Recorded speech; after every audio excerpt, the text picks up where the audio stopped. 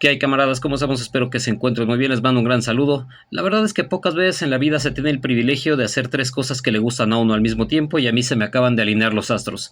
En primer lugar, pues hallé un poco de tiempo para hablar de geopolítica, de estrategia, de esos temas que me apasionan.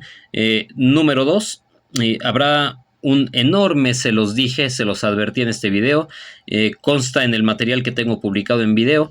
Y número 3, que tampoco es menos disfrutable y que de hecho va aparejada con la razón número 2, vamos a atacar con todo a esta institución mafiosa conocida popularmente como Morena, a sus incompetentes representantes políticos y ciertamente también a sus simpatizantes más fanáticos, cuya arrogancia en más de una ocasión me ha valido descalificativos, y dado que hoy tengo pues muchísimas pruebas en video de que lo que llevo advirtiendo pues se está dando, pues nada, será un video que levante muchas ámpulas, será un video bastante difícil de ver para sus fanáticos, pero bueno, así las cosas. Ayúdenme compartiendo, difundiendo. Necesito que este espacio crezca, dado que es el último que tengo ahorita. Y bueno, vamos a comenzar.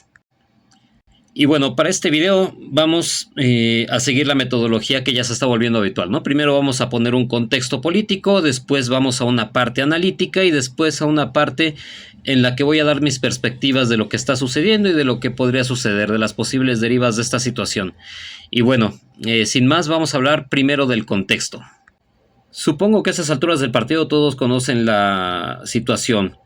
Básicamente la cronología de hechos es que hace un par de semanas dos agentes de la CIA mueren en un presunto accidente de tránsito, y como estos agentes de la CIA pues estaban actuando en coordinación con la gobernadora de Chihuahua, Claudia Sheinbaum, furiosa, arremeten contra ella en la conferencia mañanera, prácticamente la tilda de traidora, y pues también se le va la yugular a los servicios de inteligencia estadounidenses, se llena la boca hablando de soberanía nacional, y pues un par de días después los Estados Unidos entregan una petición de extradición para un político mexicano de muy alto rango, ¿no? El gobernador del estado de Sinaloa, Rubén Rocha Moya. Bueno, lo que deriva de ahí está empezando a generar una bola de nieve, digámoslo de cierta manera, que está descendiendo sobre la ladera y que cada vez se hace más grande, porque pues la crisis no nada más se ha quedado en lo mediático, ha escalado en lo diplomático, y pues esta situación está generando mucha inseguridad en la negociación de acuerdos comerciales, etcétera, etcétera, etcétera. Realmente esto da la impresión de apenas estar comenzando, y eso es de lo que vamos a hablar, ¿no? Pero insisto, para poder hincarle bien el diente a esta situación, y dado que es un asunto que tiene mucha más relevancia de lo que podría parecer, es decir, el asunto se ha tratado en los medios de comunicación más bien como una crisis diplomática, y ciertamente ha sido instrumentalizado para golpear políticamente al grupo en el poder, también es cierto que sus consecuencias políticas y económicas, al menos potencialmente, apuntan para mucho más alto que un lío verbal entre dos países, ¿no? Y nuevamente tenemos que hablar del contexto para poder entender de manera cabal lo que está sucediendo en estos momentos. Y es que una de las preguntas que yo quisiera intentar contestar en este material es ¿por qué ahorita, no? Y es una pregunta especialmente relevante. ¿Por qué?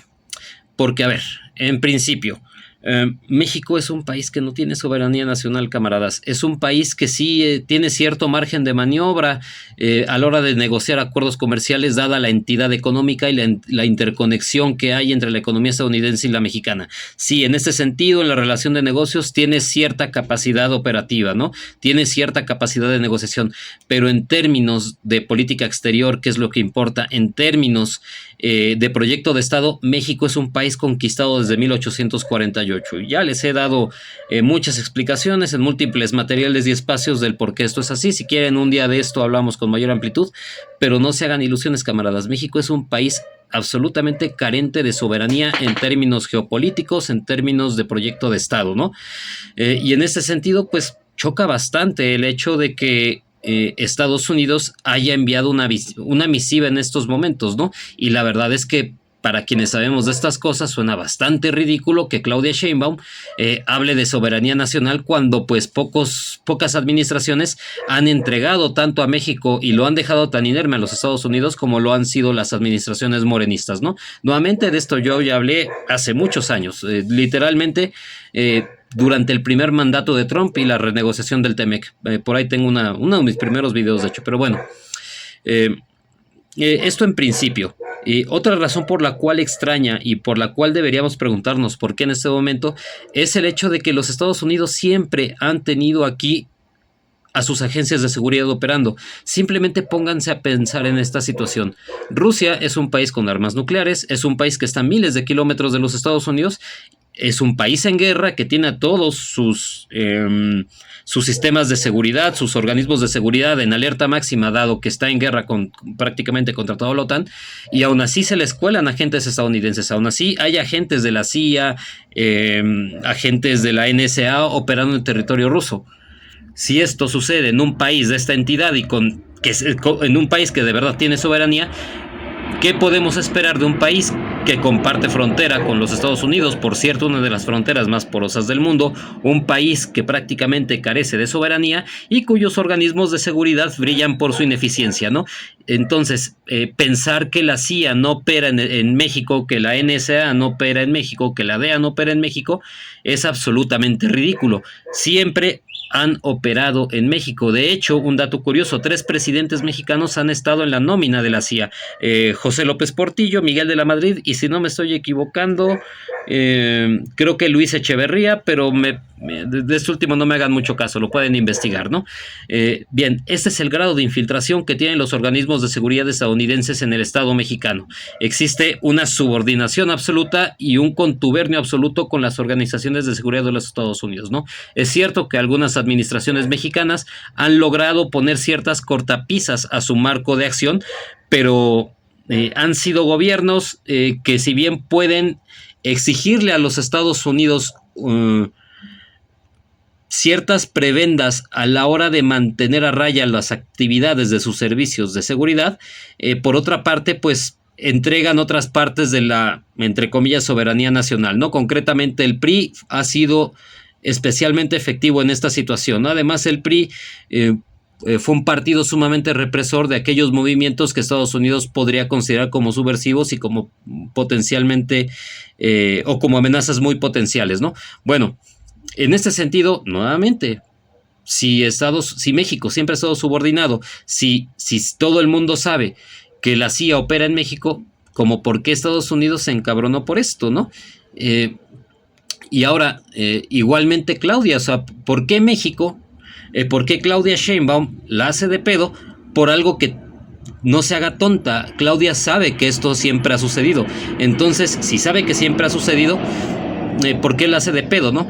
Y bueno, ya por último, otra situación que también choca bastante.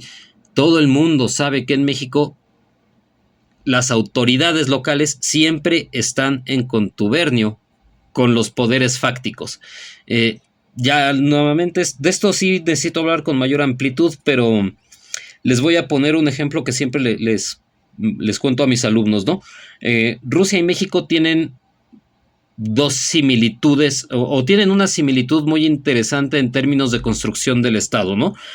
Son países cuya extensión geográfica era demasiado vasta en el momento en el que se conformaron como estados-nación, ¿no? Y dada esta vastedad, para las autoridades centrales era mucho más fácil gobernar haciendo acuerdos con los poderes locales que mandando a cada rato partidas de represión, partidas de cuerpos de ejército, de cuerpos represores, para tener que reprimir a cada rato a un gobernador, a una autoridad local, a un cacique que quiso contravenir la ley, ¿no?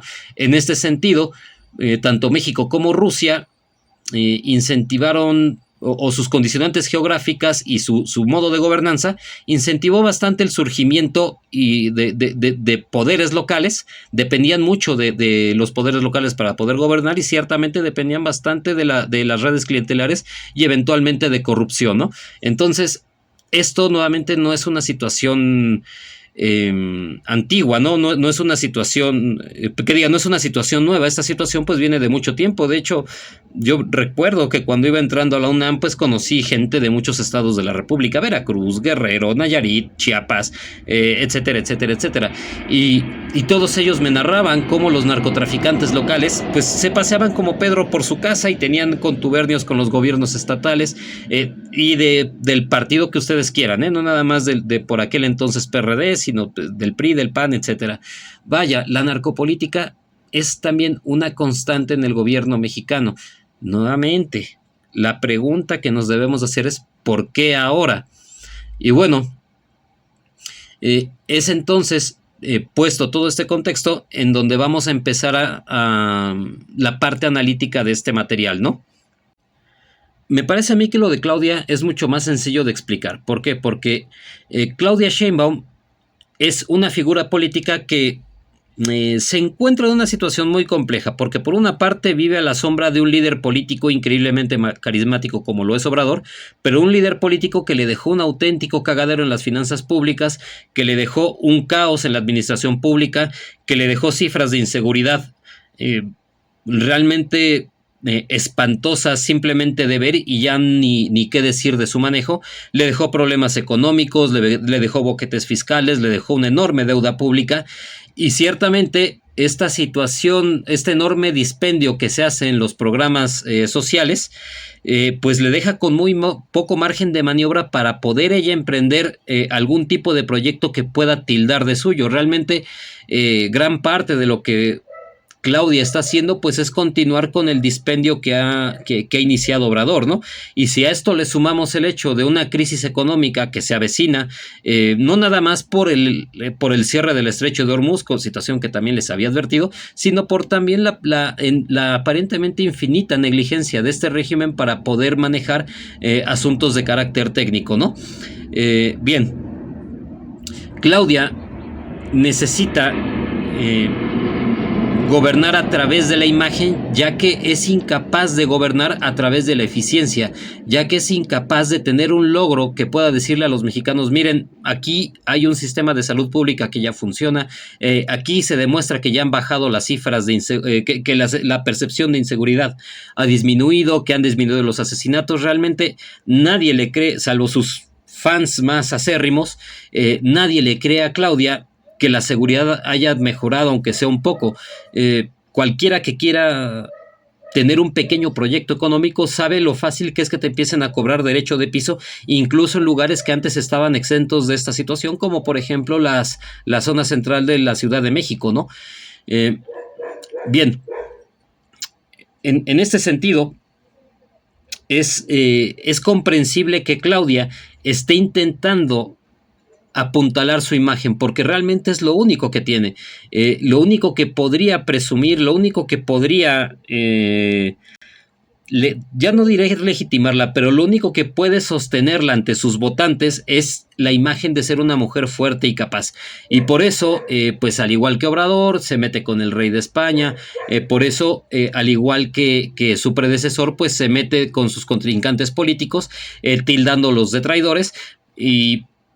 Pero realmente cuando se trata de asuntos de política de Estado, pues vemos a una Claudia que, pues, al igual que Obrador, dobla las manitas cuando una fuerza mayor se le pone enfrente, ¿no? Y eso es lo que vimos en esta situación en cuanto a la renegociación de acuerdos comerciales, ¿no? Pero bueno, el punto es que Claudia tocó una cuerda que no debió tocar en este momento. ¿Por qué? Porque en el momento en el que visibiliza a los agentes de la CIA, toca un punto muy sensible de la política exterior estadounidense. ¿Por qué? Porque dentro de la mentalidad de los Estados Unidos y sobre todo de esta administración, México es espacio seguro. México es parte de su zona de seguridad. No se trata nada más de su espacio trasero.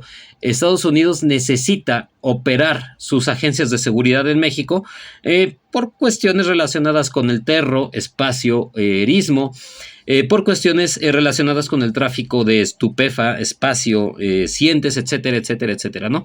Bueno, en ese sentido, a Trump le es bastante chocante que alguien cuestione su autoridad. A Claudia se le ocurre meterse con uno de los gobiernos más narcisistas de una de las potencias más imperialistas de toda la historia de la humanidad, ¿no? Y se le ocurre meterse con ellos cuando no tiene ni cómo meter las manos para hacerle frente. Y no es que México no tenga capacidad, el problema de México es que no ha tenido gobernantes que sean capaces de encauzar esa capacidad en herramientas que nos permitan tener aunque sea un poquito de soberanía, ¿no?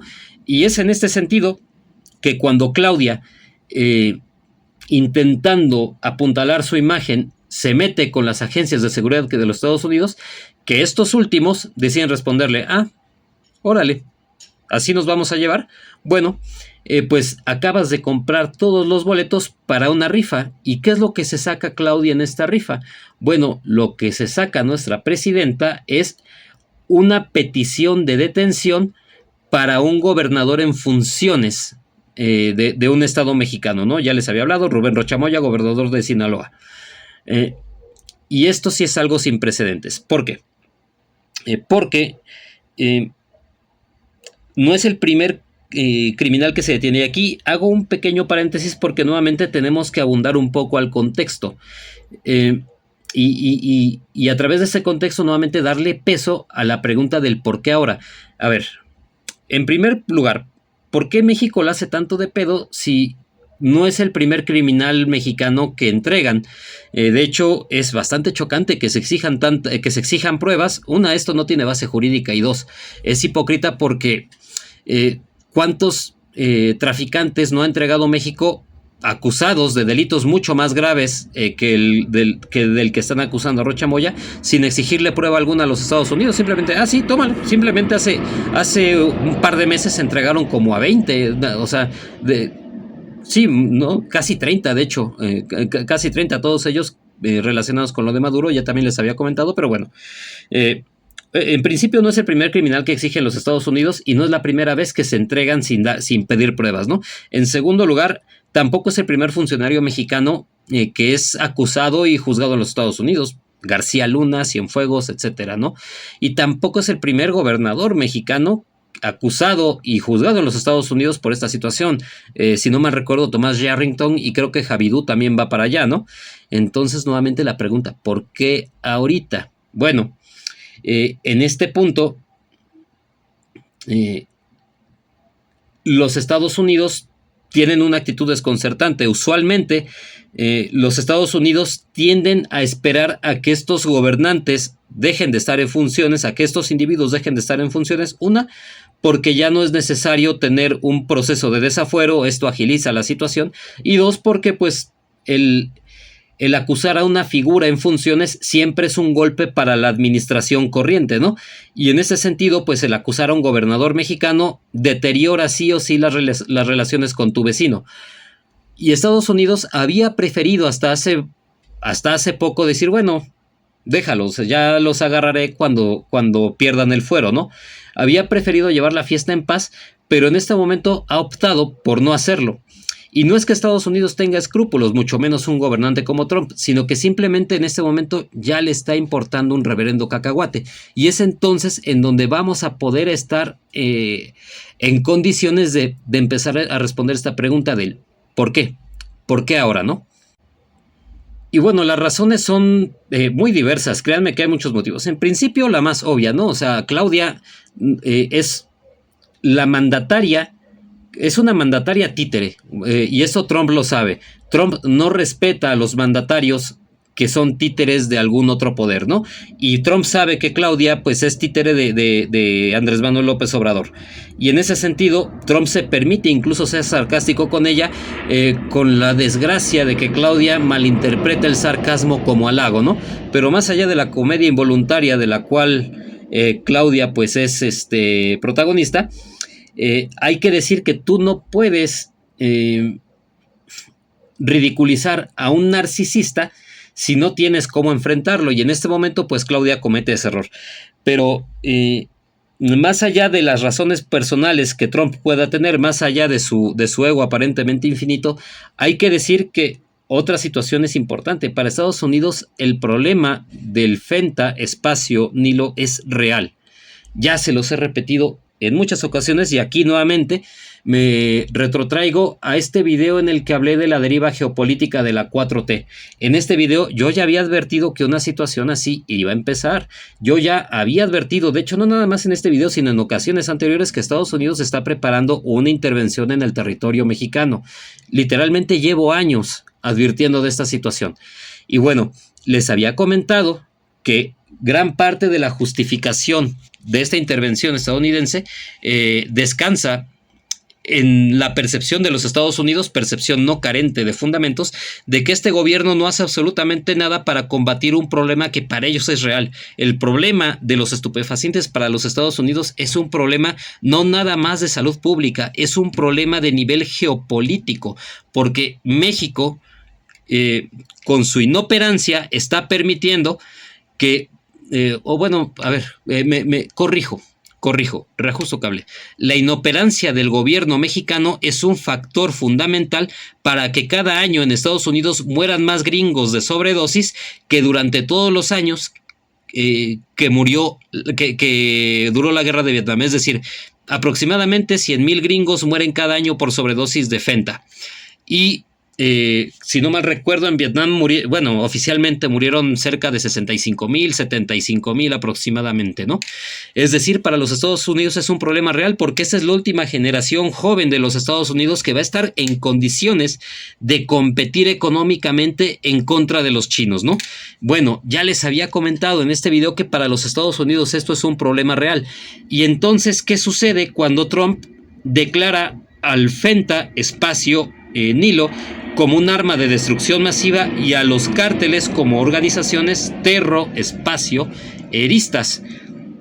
Sucede que Trump ya no necesita la aprobación del Congreso para intervenir militarmente en México.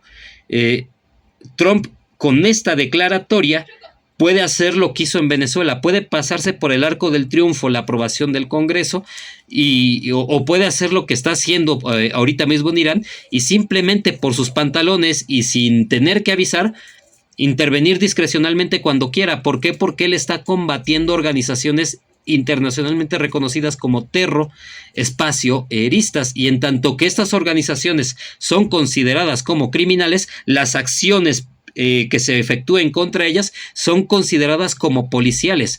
Ya no se está combatiendo a un Estado, y porque para combatir a un Estado se requiere la aprobación de otros poderes en los Estados Unidos. Ahora Trump, con estas declaratorias, tiene un margen de maniobra enorme para poder intervenir en México, y Claudia le dio el pretexto adecuado. Esa es la razón y esa es una de las razones por las cuales ahorita, y nuevamente, o sea, es menester contestar esta pregunta porque otra situación. O sea, ¿a poco creen que Estados Unidos acaba de descubrir que este güey era narco? Es absurdo pensar esto. Estas investigaciones tienen años. Lo que es más, Anabel Hernández, que ciertamente no es santo de mi devoción, pero que hemos de admitir que en cuanto a investigación de narcopolítica, pues la señora tiene trabajos excelentes. Anabel Hernández, desde 2021, 2022, me puedo estar equivocando, le tiene el dedo puesto a Rocha Moya. Es decir, tantos años con este tipo en la mira. ¿Por qué Estados Unidos decide hacerlo ahorita? Bueno, me parece que decide hacerlo ahorita, uno, porque las elecciones de medio mandato, pues Estados Unidos ha tenido un fiasco absoluto, o se ha llevado un fiasco absoluto en Irán. Todo parece indicar que va a perder el control del estrecho de Hormuz, todo parece indicar que su presencia militar en la región va a quedar sumamente debilitada, y ciertamente va a ser prácticamente imposible que pueda salir de este conflicto pudiendo sostener una narrativa de que ha ganado algo, ¿no? De que ha salido favorecido en el orden político existente. Bueno, en este sentido, necesita un triunfo que apuntarse, y Claudia le ha dado el pretexto ideal para hacerlo a costa de México. Y nuevamente, aquí tenemos que empezar a hacer otra pregunta. ¿Por qué se está dando esta situación, no? ¿Por qué México se encuentra tan inerme ante los Estados Unidos?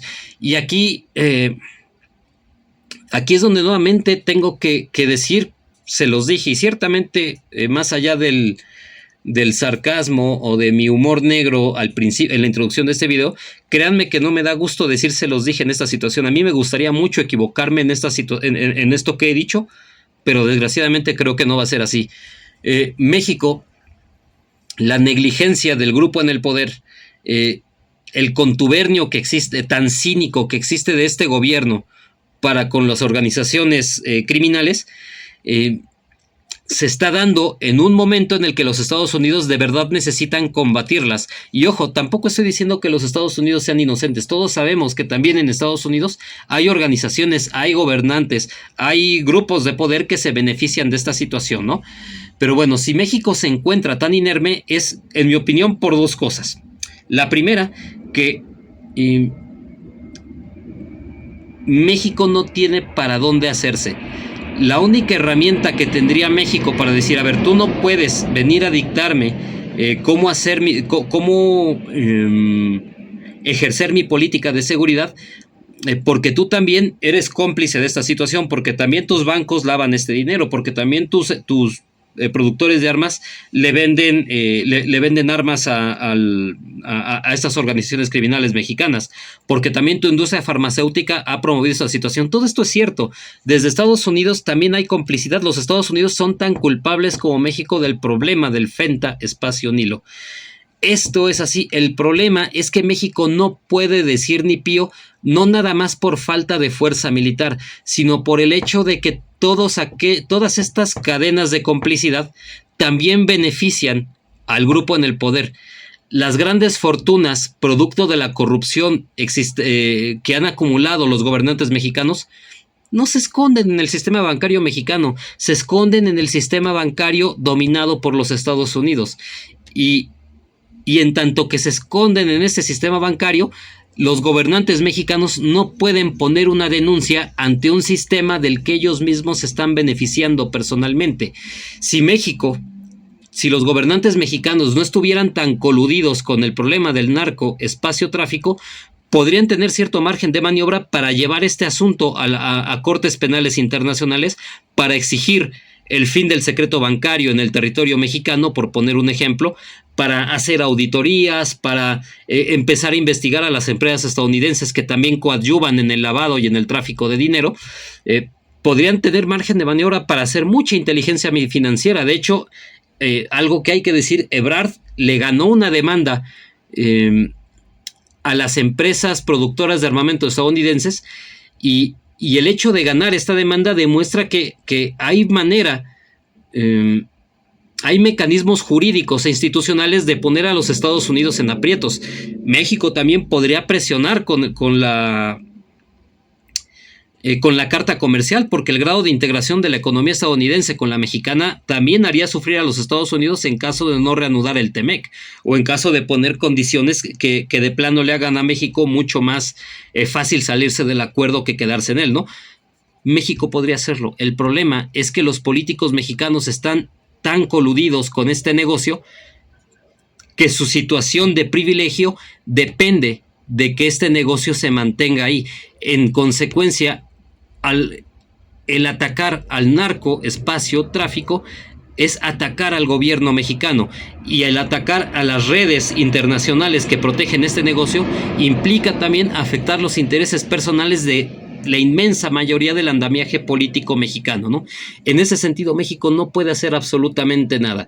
Y otra situación, si el gobierno mexicano fuera un poquito competente, tendría el margen de maniobra suficiente como para poder tomar decisiones que, aunque sean impopulares, se van a traducir en condiciones políticas y económicas que redunden en favor de la población mexicana, y que eventualmente el votante mexicano pueda reconocer, ¿no?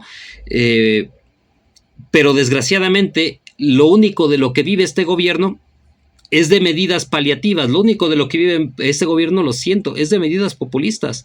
Realmente, en términos operativos, en términos técnicos, este gobierno ha sido un absoluto desastre, y no es extraño que dependa de estar otorgando todo el tiempo dádivas políticas y económicas para poder mantener mantenerse en la preferencia del votante promedio.